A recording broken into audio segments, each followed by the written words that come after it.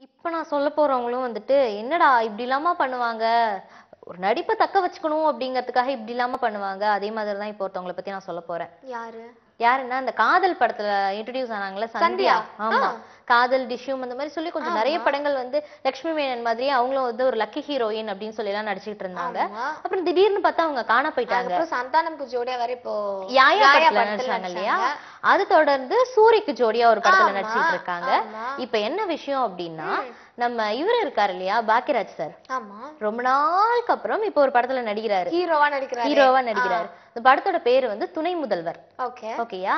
நம்ம நிறைய பேசியிருந்தோம்ல இந்த படத்தை பத்தி. இவரோட படங்கள்ல எப்பயுமே வந்து ஒரு ரொமான்டிக் சாங்ஸ் இருக்கும். ஆமா. அந்த மாதிரி இந்த படத்துலயும் அவருக்கு ஒரு ரொமான்டிக் சாங் இருக்கு. அந்த மாதிரி சொல்லி பேசியிருந்தோம். ஜெயராம் சார் கூட நடிக்கிறாரு இல்லையா அந்த படத்துல? விஷயம் என்னன்னா, ஜெயராம் சாருக்கு ஜோடியா சந்தியா நடிக்கிறாங்க. ஆமா. ஓகேயா? இப்ப என்ன அப்படின்னா, ஒரு ரொமான்டிக் சாங் பத்தி பேசியிருந்தோம்ல நம்ம. ம். பாக்கியராஜ் சாருக்கு ஜோடியா நடிக்கிறவங்க வந்து ஸ்வேதா மேனன். ஆமா. ஸ்வேதா மேனனுக்கும் பாக்கியராஜ் சாருக்கும் ஒரு ரொமான்டிக் சாங் இருக்கு அப்படின்னு சொல்லி அந்த சாங்ல ஸ்வேதா மேனன் வந்து செம்ம கிளாமரா இருக்காங்களாம். ஓகே. ஓகேயா? இப்ப என்ன ஒரு விஷயம் இந்த சாங்ல சேர்த்திருக்காங்க அப்படின்னா, 2 பேருக்கும் மட்டும் வந்து ரொமான்டிக் சாங் வேண்டாம், 4 பேருமே சேர்ந்து ஆடுற மாதிரி வச்சுக்குவோம் அப்படின்னு சொல்லிட்டு Shweta Menon and Bhagyaraj, Jayaram sir and Sandhya 4 பேருமே ஆடுறாங்க. இது ரொமான்டிக் சாங் அப்படிங்கறதுனால ஸ்வேதா மேனன் கொஞ்சம் கிளாமரா இருக்காங்க இல்லையா?